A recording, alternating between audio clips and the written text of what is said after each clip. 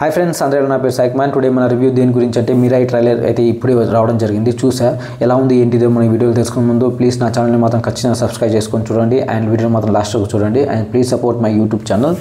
Mirai trailer ఎలా ఉందంటే అసలు ఏం చెప్పినా తప్పే అండి. నిజంగా ట్రీజర్ అయినా, గ్లిప్స్ అయినా, ఆ లుక్స్ అయినా, మొన్న వచ్చిన మేకింగ్ వీడియో అయినా ఇస్ అబ్సల్యూట్లీ ఇది సినిమాటిక్. ఎందుకంటే హనుమాన్ మూవీ 25 కోట్లు పెట్టి తీసిన మూవీ దాదాపుగా 400 కోట్లు రావడం అనేది మామూలు విషయం కాదు. ఎందుకంటే మూవీలో ఉండే కాన్సెప్ట్ అలాంటిది, మూవీలో ఉండే ఎలివేషన్ అలాంటిది, మూవీలో ఉండే బ్యాక్గ్రౌండ్ మ్యూజిక్ అలాంటిది, మూవీలో ఉండే యాక్టింగ్ సీన్స్ అలాంటిది.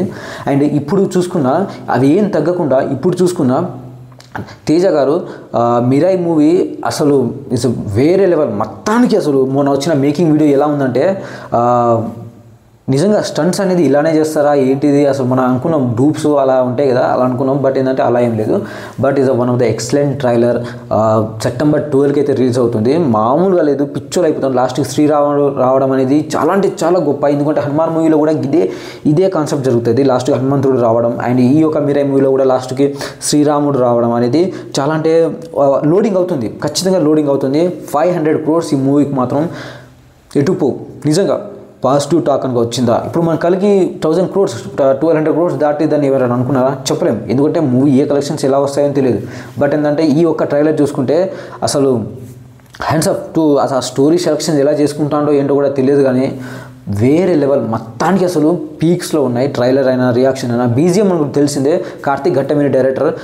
అసలు కార్తికేయ 3 అయినా కానీ, మొన్న వచ్చిన ఈగల్ అయినా కానీ, ఇప్పుడు వచ్చిన మిరాయి మూవీ ఇట్స్ వండర్ఫుల్. నిజం చెప్పాలంటే వండర్ఫుల్. నాకైతే అసలు తేజ గారి యాక్టింగ్ మాత్రం చాలా అంటే చాలా నచ్చింది. నిజంగా తేజ గారి యాక్టింగ్ పీక్స్ చింపేసింది పేపర్ మాత్రం నిజంగా. అండ్ ఈ ఒక్క సీన్ ఏదైతే ఉందో ఈ శ్రీరాముడు రావడం ఈ థియేటర్లో మాత్రం ఖచ్చితంగా బ్లాస్ట్ అవుతుంది. హనుమాన్ మూవీలో లాస్ట్గా హనుమంతుడు ఎలా వచ్చిందో వచ్చి మూవీ ఒక ఎత్తు అయితే లాస్ట్గా హనుమంతుడు రావడం అనేది ఒక ఎత్తు.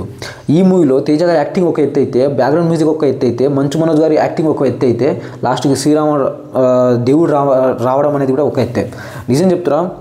ఎందుకంటే వీ హ్యావ్ టు నో అంటే కార్తిక్ ఘట్టమనేని ఏదైతే ఉన్నారో డైరెక్టర్, మన ఫ్యాన్స్ అయినా మన పబ్లిక్ పల్స్ అని తెలుసుకున్నాడు నిజంగా. ఎందుకంటే ఇప్పుడు ఒక సెంటిమెంట్స్ మూవీ తీస్తే ఎవరు ఎంకరేజ్ చేయట్లేదు. ఎలివేషన్స్ అయినా కానీ అసలు వేరే లెవెల్ మొత్తానికి. నేనైతే ఈగర్లీ వెయిటింగ్ 12th September మనం అందరం వెళ్ళి థియేటర్లో మాత్రం ఖచ్చితంగా చూడాలి. ఎందుకంటే ఎవరు ఓటీటీలో చూడకండి. ఎందుకంటే థియేటర్లో వచ్చేంత ఎక్స్పీరియన్స్ మన ఓటీటీలో రాదు.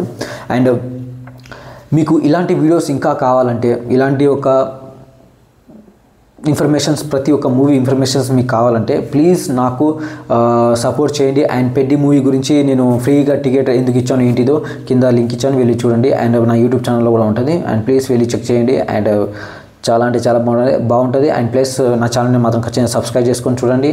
థ్యాంక్ యూ, సపోర్ట్ చేస్తూ ఉండండి. ఇంకా చాలా వీడియోస్ మీ ముందు ఉంటా.